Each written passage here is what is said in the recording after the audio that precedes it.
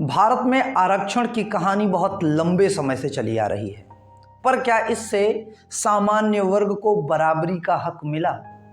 बात करेंगे ईडब्ल्यूएस बनाम ओबीसी एससी एसटी की असली तस्वीर की। तो नमस्कार, मैं हूं आपका अपना मित्र सुधांशु देव पांडे और स्वागत है आप सभी का अकेडमिया कैरियर के इस पावरफुल लर्निंग प्लेटफॉर्म पर। तो आइए स्टार्ट करते हैं बिना किसी देरी के। सन 1950 में संविधान के अनुसार एससी एसटी को आरक्षण दिया गया। वहीं सन 1992 में मंडल आयोग के अनुसार ओबीसी को भी इस आरक्षण प्रणाली में जोड़ दिया गया, लेकिन सामान्य वर्ग इसको आरक्षण नहीं दिया गया, क्योंकि यह माना गया कि सामान्य वर्ग सामाजिक तौर पर पिछड़े नहीं हैं। लेकिन सन 2019 में मोदी सरकार ने एक नया कदम उठाया ईडब्ल्यूएस आरक्षण के रूप में, जिसमें सामान्य वर्ग में आर्थिक रूप से कमजोर लोगों को, आर्थिक रूप से कमजोर अभ्यर्थियों को 10% का आरक्षण दिया गया। लेकिन उसके लिए कुछ शर्तें भी रखी गई। उनमें से पहली शर्त थी कि आपके परिवार की वार्षिक आय 8 लाख से कम होनी चाहिए। दूसरी शर्त थी कि उसमें आप 5 एकड़ भूमि से कम आपके परिवार के पास होना चाहिए। और जो तीसरी शर्त थी वो थी कि आप ओबीसी, एससी, एसटी इत्यादि में शामिल ना हो। तो इन शर्तों के आधार पर नई सरकार, मोदी सरकार ने ईडब्ल्यूएस आरक्षण का पैटर्न सामान्य वर्ग के लिए लागू किया।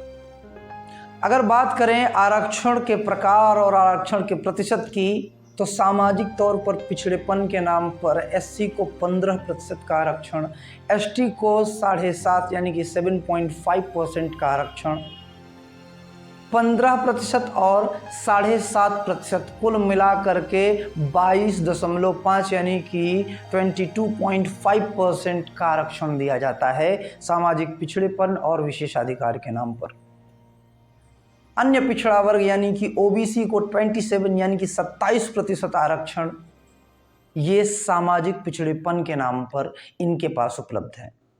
वहीं अगर हम सामान्य वर्ग की बात करें तो उसे 10% का आरक्षण, वो भी ईडब्ल्यूएस यानी कि इकोनॉमिकली वीकनेस के नाम पर, आर्थिक रूप से कमजोरी के नाम पर।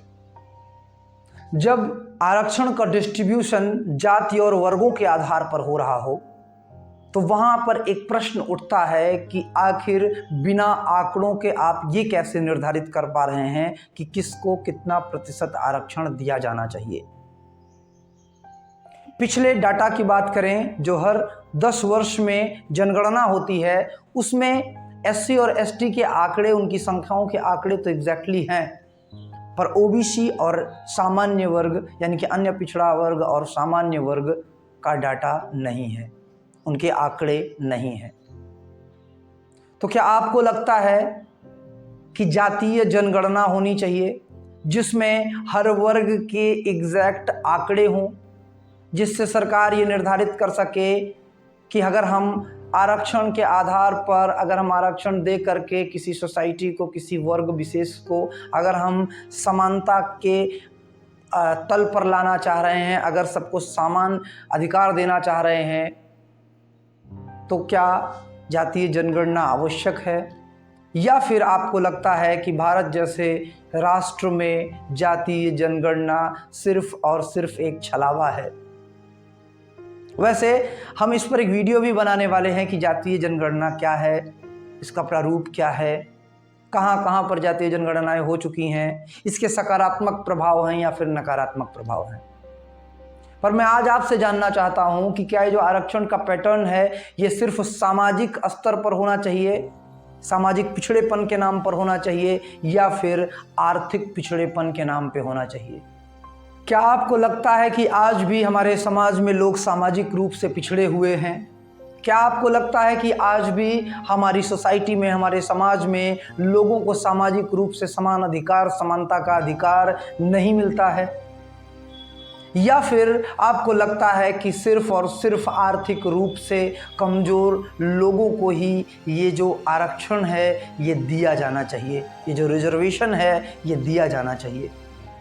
आपके विचार क्या हैं नीचे कमेंट बॉक्स में लिखिए। मिलते हैं किसी अगले वीडियो में, तब तक के लिए सोचिए, समझिए और नीचे कमेंट बॉक्स में अपना विचार ज़रूर लिखते रहिए।